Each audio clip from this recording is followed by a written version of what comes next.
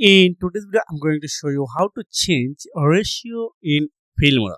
If you have found this video helpful, please consider liking and subscribing. You can see I have already opened Filmora on my MacBook. Now I need to import a video from my computer, and you can see this is my video. This drag and drop.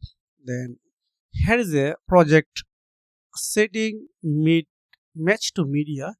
So I choose anyone. Then I need to go on this setting.